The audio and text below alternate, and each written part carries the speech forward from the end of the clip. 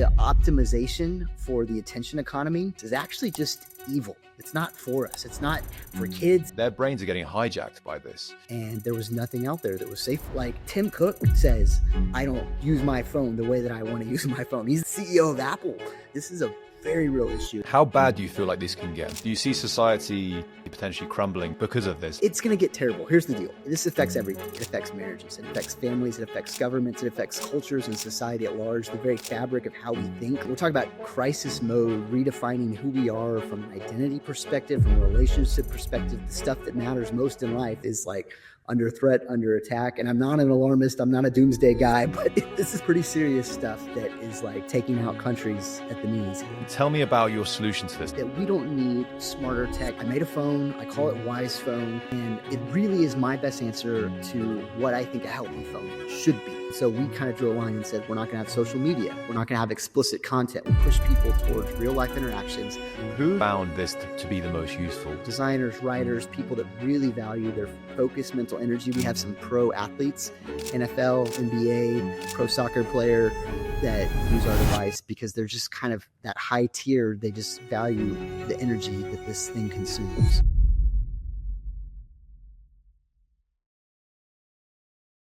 Chris, welcome to the podcast. How are you? I'm doing wonderful. Excited about today's conversation. We have so many guests that come on the podcast who are tech founders.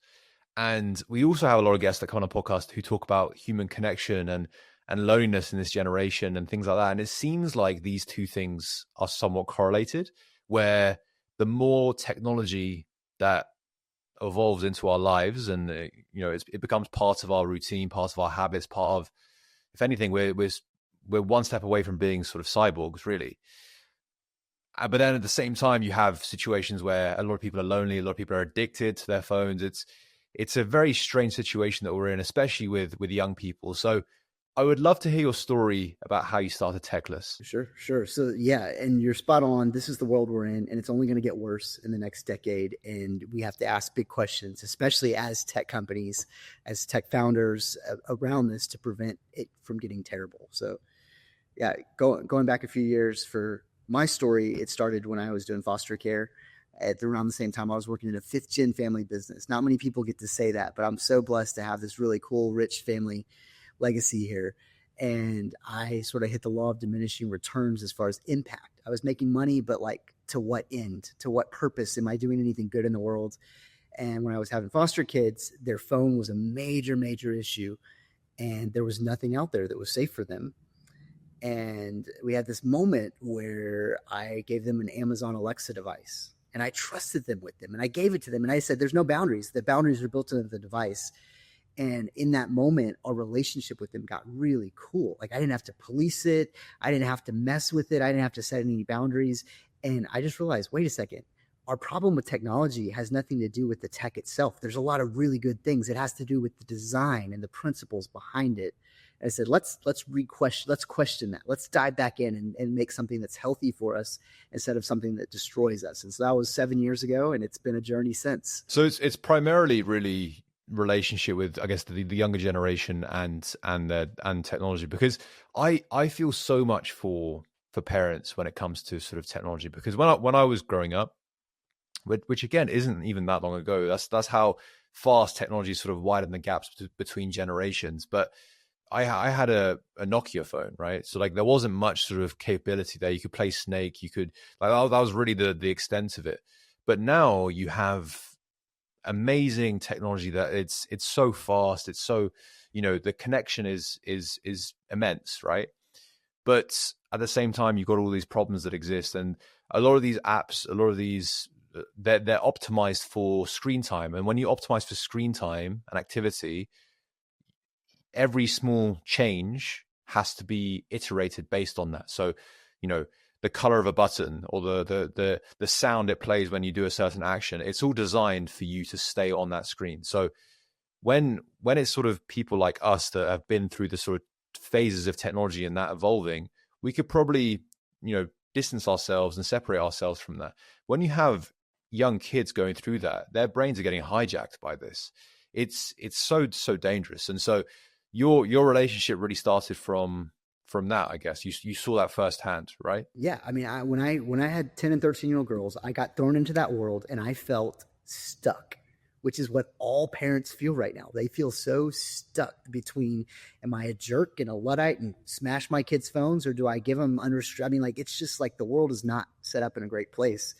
And what you're talking about, the optimization for the attention economy, what that really means is that the defaults, everything that's given to us, is actually just evil. It's not for us. It's not for kids. It's and you said, hey, we have the wherewithal as adults.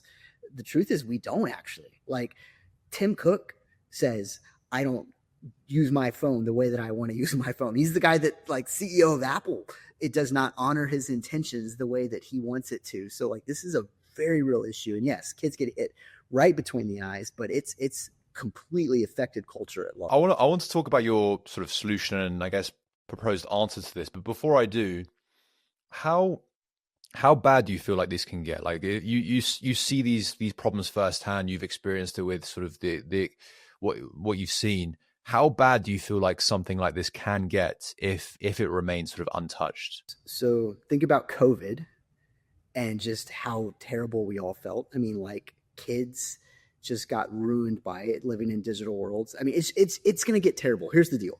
This affects everything. It affects marriages. It affects families. It affects governments. It affects cultures and society at large, the very fabric of how we think. Like we are being, I mean, we're talking about AI. Talk about AI companionship. I mean, what did Google do in the parent relationship? It replaced parents. Like I can go find whatever I need. I don't have to go ask my mom or my dad for their wisdom. I mean, AI is a whole nother tier. So it is literally kind of like crisis mode, redefining who we are from an identity perspective, from a relationship perspective. The stuff that matters most in life is like under threat, under attack. And I'm not an alarmist. I'm not a doomsday guy, but this is pretty serious stuff that is like taking out countries at the knees here. Yeah, because you have a situation where the current situation is very much everything's optimized for screen time, which leads to sort of addiction. But then you have this whole new layer that's coming up with the AI angles of this can, instead of, replacing your time, it's replacing your sort of connection, right? Because instead of connecting with parents or with certain companions, you can have those things that replace those. So you can have those sort of AI companionship. And that's a Pandora's box that I don't even know what the ramifications are. It's an insane one, and especially when you start from such a young age as well. I don't even know what the consequences of that is. Yeah. Pair that with humanoid robots that are coming out next year, like shipping. I mean, you could just play this out. Ready Player One, digital worlds. I mean, we just will start living in increasingly more digital, abstract realities, not connected to the real world. And it just erodes something deep within us. And I mean, to give you a sense of how critical this is, I mean, China, they have the authority in the government because they're communists. They can do whatever they want with their people.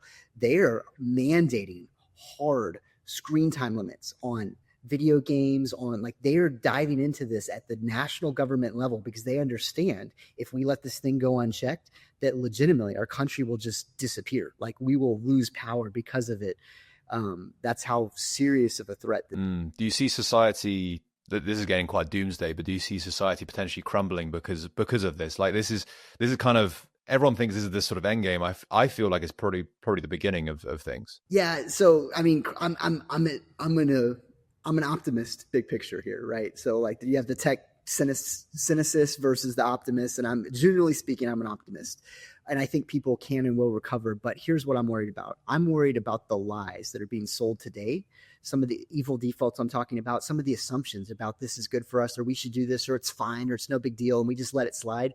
Those lies are going to cause so much pain and suffering over the next 60 years or 100 years that's completely preventable if we just put our heads on our shoulders properly, look at the research that's already there, and just say, no, the buck stops here. We're not going to do it. So the world's not going to fall apart, but it's going to hurt really bad. And it'll be like the next dark ages in a sense from a pain personal perspective here. It's an interesting, this will happen in our lifetimes as well. That's the thing. It's like, it's not, 100, 200 years in the future. This is in our lifetimes because of how fast this is all evolving. But anyway, tell me about your solution to this. Tell me about how you see this sort of preventing all that, I guess, short-term dystopia. Yeah. So And I've actually never really gone there on a podcast. I've done 70 podcast episodes. So you're definitely bringing out the worst in me. I love it. No, here's my hopeful future. I really do believe that we don't need smarter tech. I mean, Zuckerberg said the solution is smarter algorithms. It's actually not. What it really is people with principles and a different purpose. Because if we've been optimizing for attention, then the purpose is screen time, monetization, dollars, feed the unicorn companies. Like, that's the purpose of our current attention economy. We need technologists, platform owners, legislation somewhat, although my hope's not there, but more so consumer demand crying out for what I'm calling healthy tech. This is stuff whose purpose is actually to serve us as a tool that sits there and reacts to our will. It empowers the things that we want as humans. It supplements us. It doesn't replace us. It encourages relationships instead of taking away from them. It gives us more focus instead of taking away our focus. And there's just two very different polar opposite pools we can have here. And it's not that fundamentally different from a technical perspective.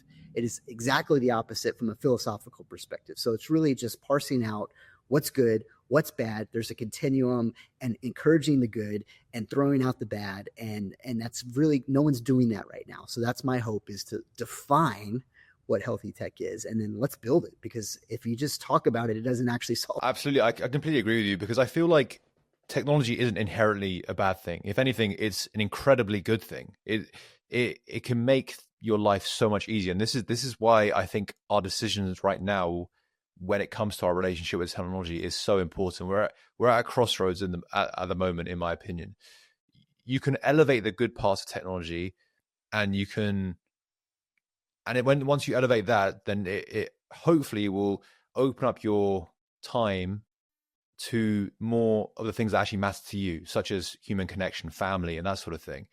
Because you can get us into a situation where in, say, 10, 15 years, you have these robots that potentially could, solve some real world problems. They could create sort of abundant energy because they can problem solve at an incredibly sort of sophisticated rate and all these type of things. So you can get to a situation where they make your life so much more convenient. They don't replace human connection. And that's where I feel like it can be quite scary, where you use them to try to replace human connection. But if you optimize it for convenience, if you optimize it for solving problems, and then you optimize your time and energy for human connection, and chill your energy for like family and enjoyment and spending time in nature and all these type of things, as us as a human race, I think we can thrive far faster than we are right now. So I'd love to get your take on that's my personal take, but I'd love to get your take on, I guess you talked about the good and the bad. What is your sort of perspective there? Yeah, sure. So basically what people see right now in the world is they see this very binary. Hey, I have the hyper-connected rat race that I'm worn out and exhausted from, or I can go be Amish, be a Luddite, no screens, and everyone thinks I'm, disconnected, and I have no idea what's going on in the world. Like, those are the two. That's it. And what I'm calling the healthy tech way is actually bifurcating, saying what's good, what's bad. And we call out three of the primary lies that really people think are good, but they actually have a dark cloud to them. And then we have a series of principles, some of which I've kind of alluded to, of things that actually parse out what's good and what's bad. And you could take this on an app by app basis. You can take it on a device level. You can take it on a business model level. But it applies to technology in overarching, like I said, overarching principles. So, even you just mentioned convenience. Like that's one of the lies, actually, is that tech should make our life more convenient. Sam Altman's thought about this, and he's like, hey, we should have universal income. And then recently hopped on a podcast and he backed down from that. He's like, wait, people need to work. They need some challenge in their life. They need some autonomy to go and solve tricky things. And he realized that the ultimate of tech convenience is actually not the best thing for humanity. We actually need some inconvenience, like a tree that has some wind. It actually makes us more stable. So anyways, happy to dive into any one of those nuanced principles or take an app piece by piece to help kind of put some. I would love to go more specific in terms of what you guys focus on. So where do you feel like you guys push the needle the most? Yeah. So when we first started, I dove into a device. I made a phone. I call it WisePhone. And it really is my best answer to what I think a healthy phone should be. And we ask the questions, and it gets complicated. We literally have 1,000 UX decisions as far as what's good, what's bad, but super high level. We are curating apps and we're curating functionality. So the more practical something is, the more as a passive tool it is, we have it on the device. So maps, clock, calculator, camera, things that just sit there and you have to go to them and use them. And when we first started, it was a very minimal device. It didn't do a lot. It had 8 apps, right? Well, as time goes on, we realize, wait, that's a little too far on the Luddite scale. That's a little too disconnected. You don't have your boarding pass to scan at the airport. But smartphones, hyper-connected, too much, and so we kind of drew a line and said, we're not going to have social media. We're not going to have explicit content. We're not going to have streaming media. We want to have a minimal amount of screen time and push people towards real life interactions, but let's allow some third-party middle of the ground tools. So medical tools, finance tools, travel, banking, just things that you really just need to get life done. But then if you want to go get entertained, go sit down and go to your TV. You need to check email, you go to your computer and you open up your email, and it forces you to go be intentional about stuff and not be constantly bugged by the thing in your pocket.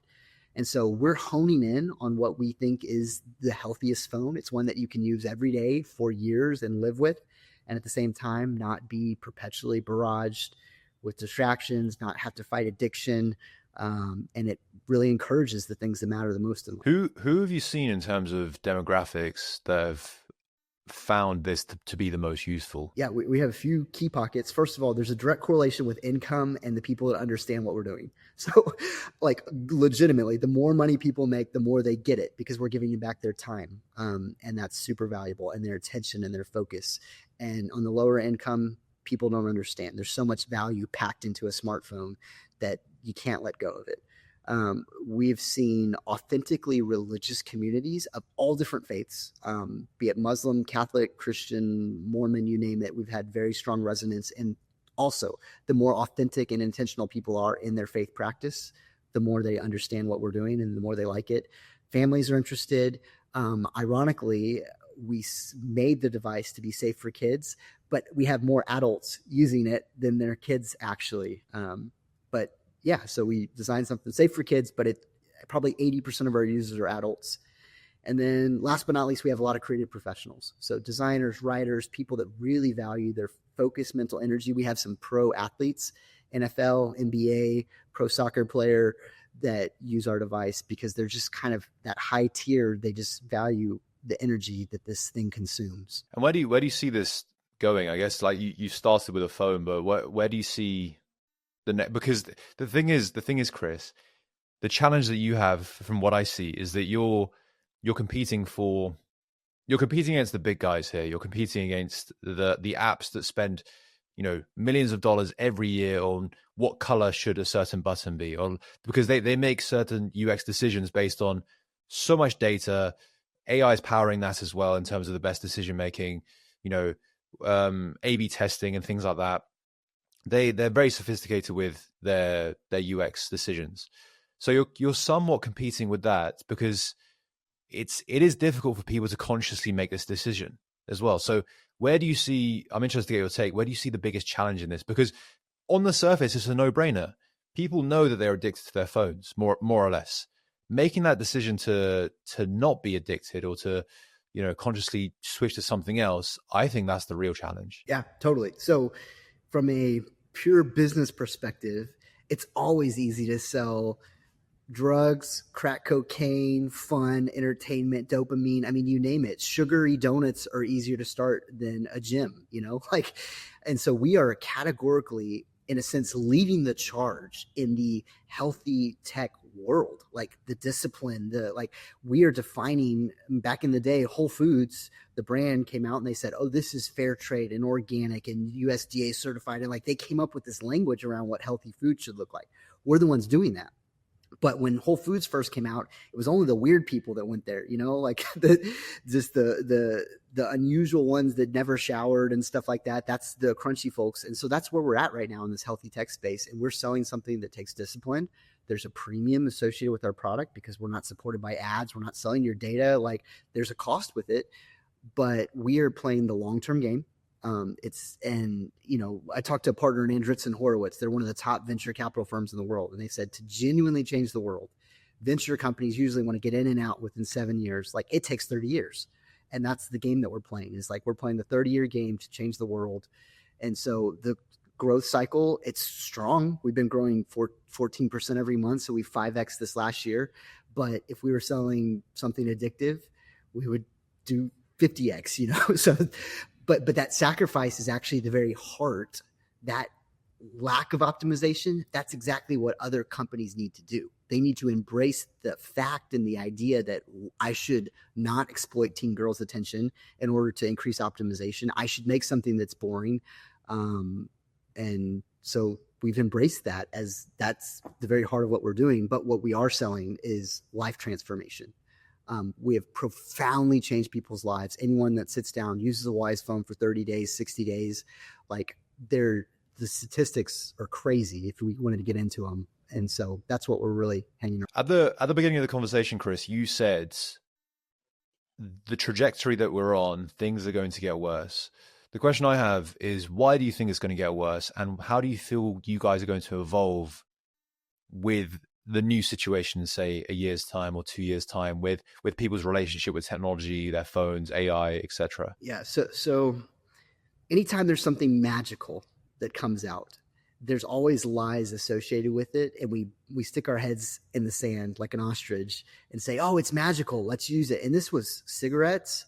This was fast food. When it first came out, we're like, oh, look, I can pay a quarter and get this thing, from an automat, like there's just this magical period. And right now we are in this magical period around AI. And yeah, there's some people like being like, oh, it's dangerous, but no one's doing anything. I mean, even OpenAI just recently made a tragic decision in my mind. They decided to allow erotica, which is going to completely overrun their chat. There are going to be so many people talking to OpenAI about all this sexual stuff, and that is going to net, the world is going to become a darker place. Like from a research perspective, it just shows you just saturate the world with this stuff and it just gets harder. And they made a decision to do that. And like, I'm keeping my ear to the ground, and yeah, it hit some headlines, but like there's not a huge, massive cultural backlash. Well, thing after thing after thing around AI just being untethered. I mean, we're using AI. We're going to use it for our people, as our core product. But we have healthy boundaries and policies guiding it in a way that isn't happening. So anyways, the short answer is we're on this precipice of something magical, and embedded within that are a lot of lies around how it should be used, and we're going to pay for it. And you could look at social media. Oh, it was wonderful. It was great. It was one. And then wait a second, there's all these lies and all this destruction and chaos. And if someone had come in and confronted those lies earlier on, it would have been a better world because of it. Yeah. And I think social media was a bit of a warning sign to what is coming up with AI, because social media, no one's really pushed back on that really at a scale to make it meaningful. And so to start with, and now there's legislation happening all over the place. I mean, but it took how many years? 15 years, The trouble is, though, Chris, is that if you do draw parallels between the two, AI is going to evolve far faster than social media did. It will eclipse it. Because of the exponential nature of how AI is. It will be far faster than social media. I know we spoke about it quite a lot, but as a specific question, what are your general thoughts on AI and what it will lead to in terms of human connection and things like that if left unchecked? Yeah, that is the magic that's happening now. That is the heart of where we're going. That's going to cause so much chaos and destruction. It's just going to leave us hollow and gutted. I mean, that feeling we had in COVID when we lived in digital worlds, it was just like, just not quite content, not satisfied. Suicide rates were at an all-time high, like just mental health decline. We just felt less human than we did before. And it's just going to hit a whole nother level on a social, cultural, societal level. Like, yeah, we'll be more productive. But we will, like, AI in itself bends towards, it is the answer. Like, it has a hope built into it where it is our hope instead of people are our hope or belief is our hope, or there's a purpose beyond ourselves that's selfless. And it just pulls us deeper into these digital worlds. And there's just direct correlation statistically. The deeper into digital worlds we live, the less satisfied we are. How are you guys going to fight that though? Because I feel like it's so difficult to keep up with, because there's trillions of dollars literally pouring into this right now. Like it's unprecedented amounts of money and attention flowing into it. Whether you argue it's a bubble or not, whatever, but there is that much money flowing into it. That's what you're competing with. And it's not a case of people, limiting screen time anymore. It will evolve into other things. It will evolve into people implanting chips into their brain. It will evolve into physical robots. It will evolve into all these things. Even like a call, for instance, like a voice call. It could be like a clone of a person. So all these things, it's no longer screen time. The touch points are becoming far more encompassing. They're a lot more than just screen time. So that's why the antidote right now is to go into the woods and do a sort of tech detox or one of these retreats, because the escape is you just lock your phone into a safe, and that's it. You don't touch it. This isn't that. This is far more overarching. There's a lot more touch points than there ever was before. So when it comes to you guys, does it just stop at a phone, or like how do you plan on battling all of these things? Yeah. So overarchingly, we've got Techless is the name of our company, our holding company, like Tesla or Apple. But then we have products beneath it, more than one. So I've been talking about WisePhone. We have a product coming into the UK called Sage. We have a couple others in queue that I can't mention right now. Long story short, we are about healthy tech. It's not about a phone. Like, my hope is not in WisePhone as being the ultimate solution. And so when it comes to AI, for example, I have an alternative AI thing that we have in beta right now that has principles. And guess what? It's not as useful. It's not as functional on purpose. Like, if you have some question and you're a kid, it directs you to your parents. If you have that's not how AI currently works, and so we basically take our principles that we have embedded deeply within the company, and they apply to any technology. You could take these principles, go back 100 years, and it makes sense. You could go forward 100 years, and it makes sense. And they're rooted on something bigger than even our own thoughts or our own egos in the moment. And so our solution is to just ask the questions that no one else is asking, stick to the principles, and then build the things. And for the people that do want something different and have a vision for, hey, life could be more fulfilling, more satisfied. Maybe I don't want to go do the binge diet, tech detox retreat in the woods once a year. Maybe I want something sustainable, and I want the AI model that I can talk to that's not going to ruin me, whatever that looks like. That's what we're trying to pioneer. That's what we're trying to innovate. And we're going to be a year or two behind the times, and that's okay, because we're taking it cautiously, and we're not going to have this trail of bodies in our wake like every other tech startup out there. So it's a very interesting one. I'm happy that there's companies and there's people like you that are doing things and putting guardrails on things like this and offering alternatives, because I know a lot of people, there's different, camps of people. There are people that are very happy to use these AI services. There's people sort of on the other side, sort of being, I'm not going to touch it, on the extreme end. But there's most of the people are in the middle, where they can feel like it's heading in a direction they're not too happy with. But given the fact that the world is moving in that direction, they feel like they have to move in that direction with them. And even if they feel like they don't want to use it, it's whether you like it or not, it's going to be used across the board in all the products you use, all the services you use. If you need therapy, there'll be an AI therapist. Like all these, it's going to be everywhere, to the point where it'll be very difficult to switch off. And if you do switch off, you'll be a bit of a recluse from society. So it's I admire you guys so much, and I feel like there'll be more companies like you. Like when you said we're pioneering the charge, and I do believe that. I think that there needs to be more companies like yourselves doing these things, because the trajectory we're on, it's a scary one at the moment, at least. But it can be so positive if we head in the right direction. It can be far more positive than we are right now, in my opinion. Totally. And one of the dynamics that you kind of touched on here is like that whole everyone else is doing it type of thing. There is this momentum in the collective action. And what we are trying to do is propose an alternative, but an alternative that a collective could embody and embrace and do something different. And then it's not so crazy. An example is for WisePhone, when we've sold to an individual, imagine a kid, they get a phone. It's a little bit different than all their other friends. Not great, right? They like kind of work sometimes, depends on how great their parents are or the kid is or whatever.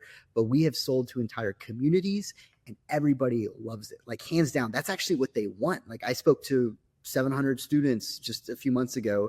And I said, hey, if you could live in a world with no social media, never has been, never will be, and just didn't exist at all, would you rather live in that world or this one? And every one of them raised their hand and said, I want that world. But it's that collective action anchor that like forces us to like live in that world. And so if at the very least we get a toehold and get a group of crazy folks, you know, just like the Whole Foods organic crunchy crowd to start with, next thing you know, give it 10, 15 years. And that's actually the norm for the middle ground people, like what you're talking about. I think COVID was a bit of a turning point where people started questioning everything. And to the point where I think with AI and with the direction social media companies are going and things like that, people are going to be questioning their relationships with it, to the point where if a good, you know, group of solutions are out there that are viable, such as yourselves, they will strongly consider it, to the point where, you know, if communities are using it, if families are using it, it becomes more mainstream, you know, and hopefully even the big tech companies will follow suit. You know, like OpenAI, for instance, the one good thing that they did was they limited the amount of sort of legal advice they can give, for instance, and things like that. So there's certain steps that they would take under the right pressure. And that some of that pressure does come from users. It comes from the communities. 100%. And I can tell you there are things that Apple and Google have done, and I won't claim the specifics and I won't claim full credit, but some of the stuff that Techless has done has opened people's imagination to the possibility and put pressure upon them. And we're talking, I mean, at the US legislative level and at the UK prime ministers. I mean, we're talking at that level with people. And I think some of the things we're doing are eroding the excuses that technologists have used historically. Like, oh, that'd be really hard to do. No, it's a button that you can turn on, but they just hiding behind that. Well, guess what? We're doing it. So now they have a whole lot of pressure to turn that button on. And some people think it's a terrible thing, like YouTube age verification. Like people don't like that. Is it a generally positive thing for the world? Probably, because there's some terrible stuff on YouTube that you can access. And if you're 14 years old, that's illegal, you know, like, so, but we're making a dent on the world and we're opening people's imagination to what should be. Yeah, I completely agree with you. Chris, it's been such a pleasure having you on. I could talk about this forever. It's on my mind all the time, genuinely. Like it's something that I've talked to my friends millions of times about. I think about sort of relationship with AI going forward and whether we're going down the path of a utopia or a dystopia, because it's going to be one of the two. There's no middle ground with this, in my opinion. It's one of the two. Both. There will be pockets of both. So it's a very interesting time. It's something that I think everyone will think about at some point that's in their life, going forward in the next sort of 5-10 years or so.